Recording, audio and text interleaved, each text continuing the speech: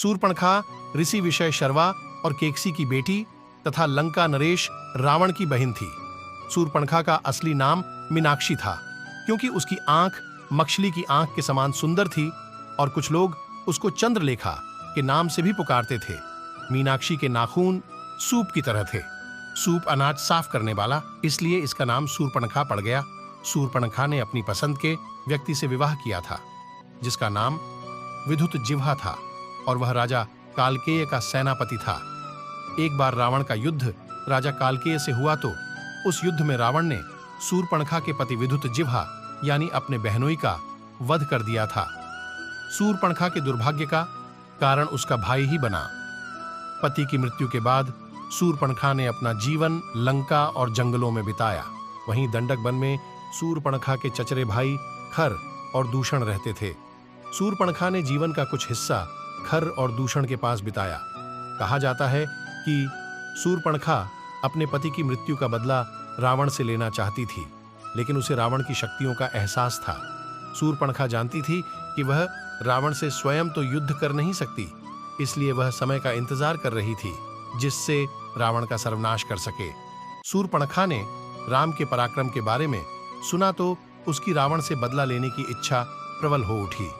सूर्पणखा राम और रावण के बीच दुश्मनी कराने की योजना बनाने लगी। सूर्पणखा राक्षसी होने के साथ साथ मायावी थी, इसलिए वह भेष बदलने में माहिर थी। सूर्पणखा वन तथा जंगलों में भटकती फिरती थी। एक दिन सूर्पणखा ने देखा कि पंचवटी नामक स्थान पर राम अपनी पत्नी और भाई के साथ ठहरे हुए हैं। सूर्पणखा ने एक सुंदर स्त्री का भेष बदलकर राम के पास पहुंच गई। आगे क्या हुआ आप सभी जानते हैं। रावण ने सीता का हरण किया। राम के हाथों रावण का सर्वनाश कराकर सूर्पणखा ने अपने पति की मृत्यु का बदला लिया। कहा जाता है कि रावण के वध के बाद सूर्पणखा विभीषण के साथ लंका में रहने लगी थी। कुछ वर्षों के बाद सूर्पणखा और उसकी सौतेली बहन कुंभिनी समुद्र के किनारे मृत अवस्था में पाई गई थी। सूर्पणखा के बारे में एक कहावत और भी है। पौराणिक कथाओं के अनुसार सूर्पणखा पूर्व जन्म में नयनतारा नाम की अप्सरा थी। एक बार ऋषि वज्रा तपस्या कर रहे थे।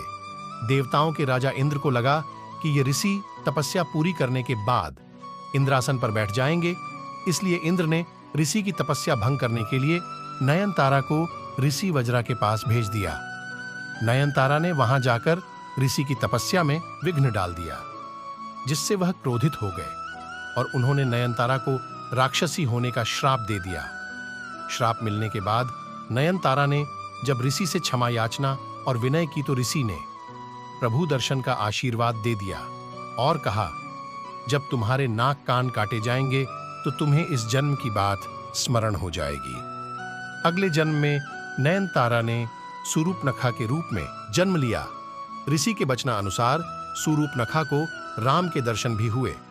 जब सूर्पणखा के नाक कान काटे गए तो उसे पूर्व जन्म की स्मृति जागृत हो गई। सूर्पणखा को वह सब ध्यान आ गया था कि किस वजह से उसे श्राप मिला था और क्यों वह राक्षसी के रूप में पैदा हुई थी। सूर्पणखा ने अपने राक्षस कुल का उद्धार कराने के लिए रावण, खरदूषण आदि को भड़काकर राम से युद्ध करा दिया और राक्षस कुल का उद्धार किया।